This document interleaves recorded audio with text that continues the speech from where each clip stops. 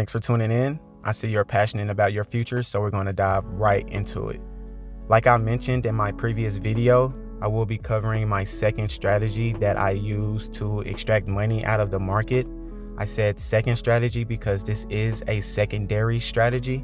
This isn't my bread and butter. This isn't a setup that presents itself every single day. You know, I like to trade every day. This doesn't present itself every day.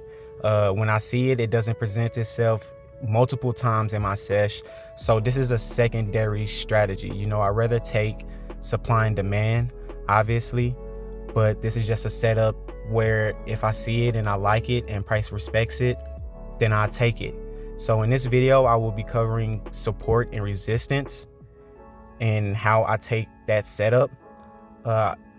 Again, I mark up my support and resistance levels totally different than majority of traders. So I'm going to save how I find and mark up my support and resistance levels and the key support and resistance levels for a different video, so I can dive deeper into that subject so we can have a clearer understanding of how to find these levels and how to mark them up. So in this video, I would be covering just a basic setup, how I would take it and kind of break it down step by step.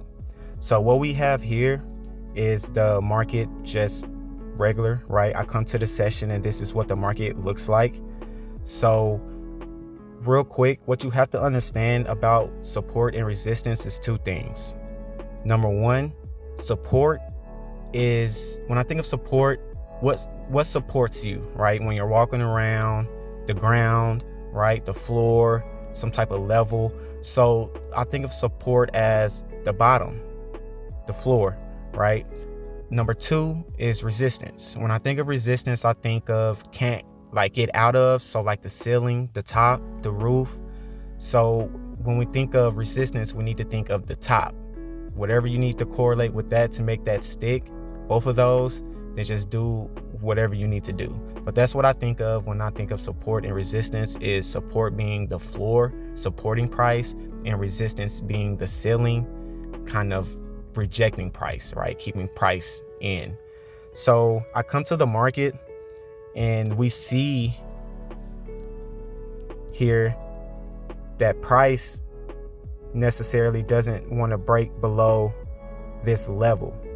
So what you have to understand about support and resistance as well is it's never going to be I won't say never because anything can happen in the market, but it's very rare that it's going to be a specific point. It's going to be more of an area, like a general area, right? So the market isn't always perfect, so it could come somewhere down here or whatever. But the point is, price is letting us know, especially with these few touches, right? Price comes up, comes down, comes up, comes down in this general area, and then takes off again. So we have three touches. And if we say that support is the floor, so supporting price, so price doesn't want to break below this certain key area, or can't break below the floor. Once we have a few touches in the same general area, rejecting or holding price, then we know that that is a support or resistance level. So we see that price doesn't want to break. It comes down a couple times and doesn't want to break below this general area. So we definitely want to add a line here, letting us know that we have a key area. And of course, with it being the floor, this key area will be support. Okay, that will be support, supporting price. Price does not want to break below this general key area, So that's price letting us know that if it comes back to this area, if it doesn't want to break below, then what will price do? Go up. It will reject off this area and proceed to go to the upside. That's what price is telling us. So again, we're using market structure. We're using how to read price and knowing what price is telling us. So all these things that we have underneath our belt now to attack the market is what we're using to get in these setups. Simple, not to overcomplicate it. So we know that price doesn't want to break below this point. So if price comes back to support, we're looking for some type of candlestick pattern or engulfing or doji, whatever you need to see to get into that setup. That's what we'll be looking for around this general area. So it might land perfect on this line or come a little bit below, but you have to understand that it's a general area, okay? So for your support and resistance, you're gonna use lines. Just to clear up your charts, we're gonna use lines for support and resistance, and of course our boxes or our zones for supply and demand, so we know what key area is which, and understand where we are in the market. So we definitely want to add a line here indicating to us that this is a level of support.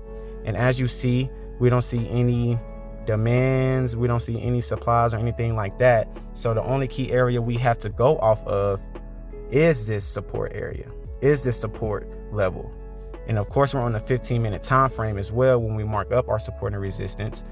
So this is the only key area we have. So we're waiting for price to come back to support or create another little key area that we can trade off of. But this is it, nothing more, nothing less. So as price is coming down or moving, well, we see that, right? And we know that this red candle is called an exhaustion candle. So price was moving up so much that it eventually just gave out.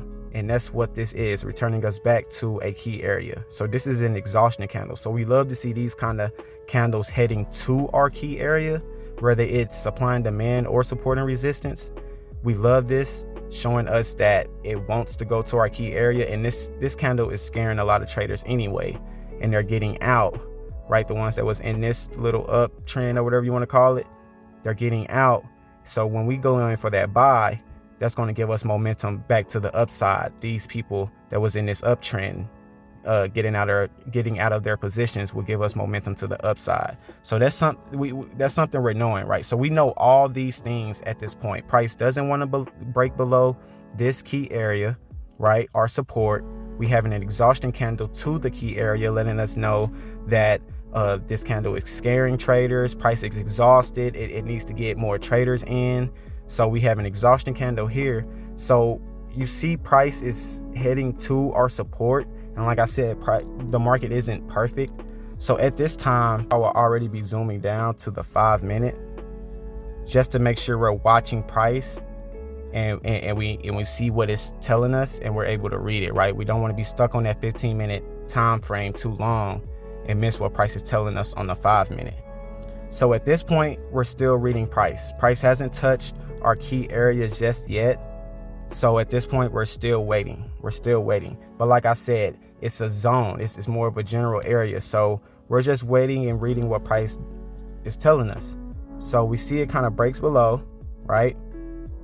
We can pause right here. And this is exactly what I mean. It did not perfectly hit off of our support. It didn't wick it and then break above or something like that. It came way down here.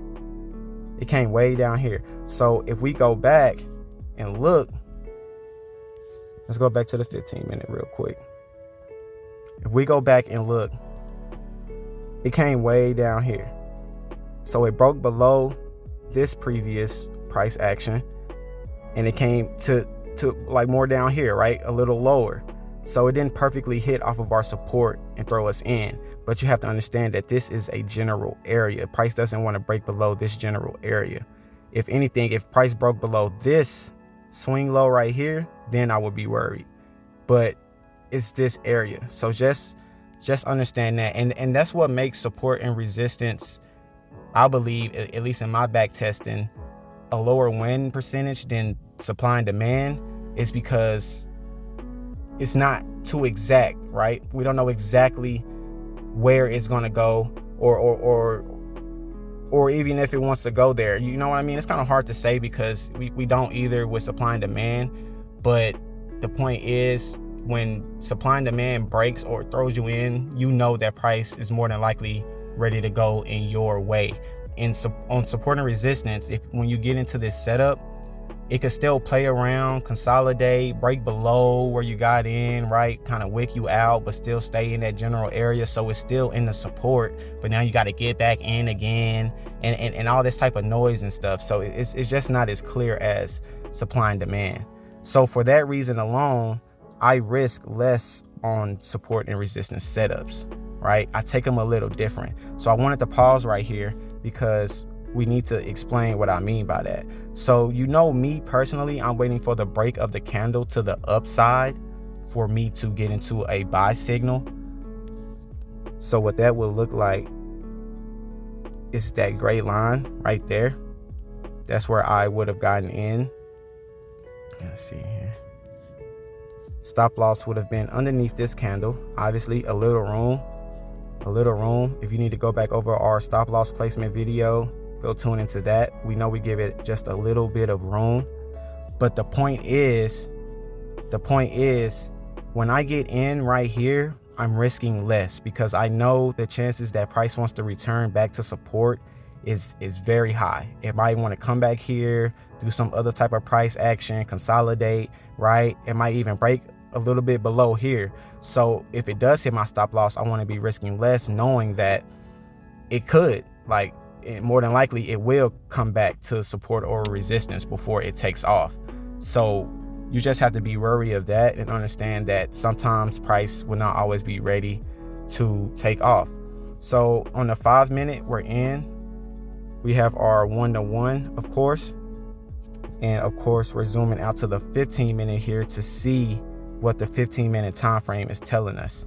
So once we zoom out to the 15 minute time frame, we can see that price is giving us more information. And what I mean by that is what we have here is a 15 minute supply. This is why we use our boxes, right? Our zones for supply and demand and our lines for support and resistance. So price through a supply setup, a 15 minute supply setup, and an exhaustion candle on the way to another key area, which was our support. And now it's bouncing off support. So where do you think price is going to head if it throws you in, which we're already in this setup? So at this point, we're thinking it's going to go to the supply. Obviously, that's what price is telling us. That is what price is telling us. We're not going to overcomplicate this. We have two key areas here, right? This key area, the 15 minute supply, was formed creating the exhaustion candle and going to our support, our other key area, right? So price letting us know, hey, there's a gap here. We didn't let everybody in, just like we know supply and demand tells us. And we have a support here at the bottom, the floor. Hey, price doesn't want to break below this general area. So whenever they throw you in, you should be knowing that it's heading to the supply, simply.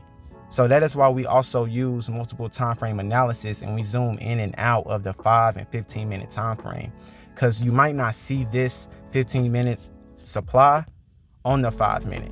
But on a pro tip, if we zoom back into the 5 minute here, what I like to do when there's a 5 minute supply or demand inside of a 15 minute supply and demand is I will correct the zone, right? So this zone is the 15 minute supply.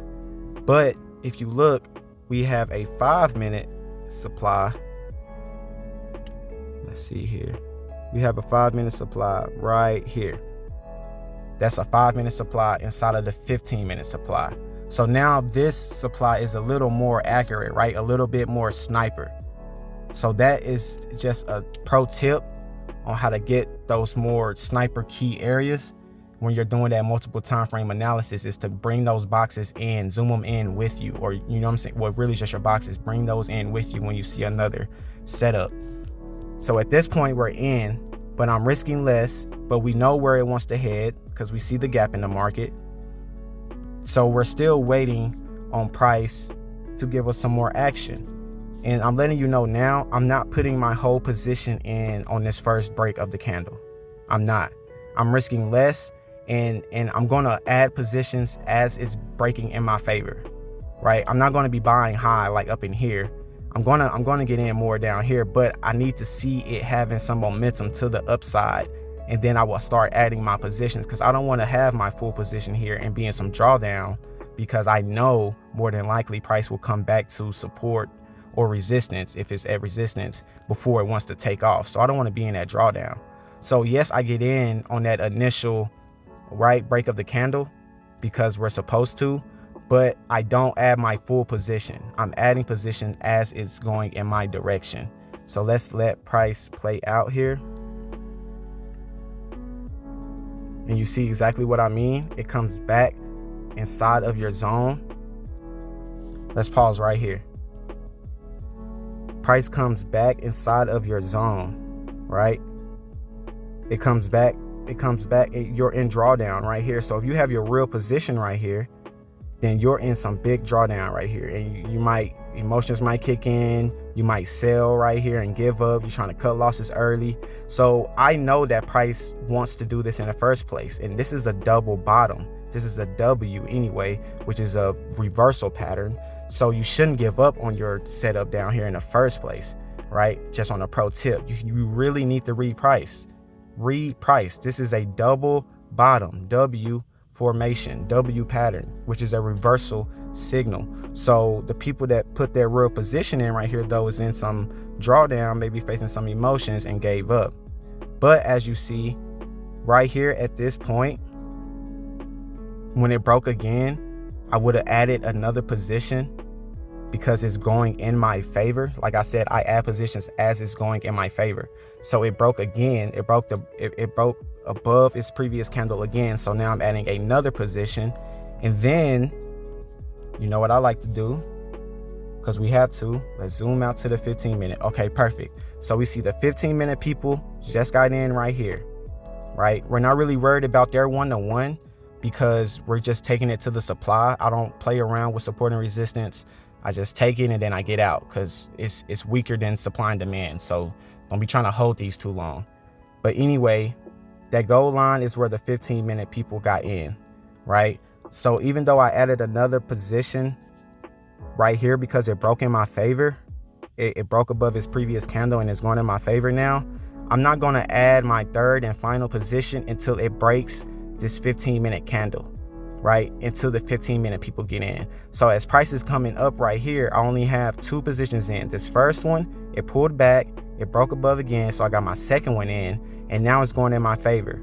And as I see it break above this little tiny structure right here, right, just to the upside, breaks to the upside, I'm adding another position where the 15-minute people got in to take it to the upside. So I'm making sure price wants to go in my favor before I add any money to support and resistance, because I just need to make sure, because I've seen too many fake outs and reversals and stuff like that, liquidity grabs. So after seeing so much of that stuff, you'll learn not to add your full position on support and resistance, but add positions as it's going in your favor. And as you see here, once the 15-minute people got in and we added our third position and our final position, you will see that we're going straight to our supply, right? Our sniper key area, and we will be getting out of our trade right there. Simple. This is a 1 to 2.5 risk reward. Beautiful setup. We had a double bottom at the support key area here, giving us a reversal signal to the upside. 15-minute people got in.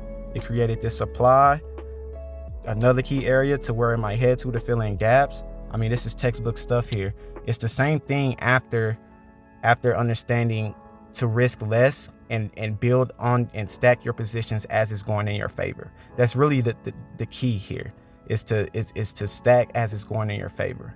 But other than that, everything else is still textbook, like supply and demand. Break above the 15-minute, mark up the 15-minute, you know what I'm saying? So this stuff is still textbook, but just understand that I'm risking less on that first entry, and because price most likely wants to return.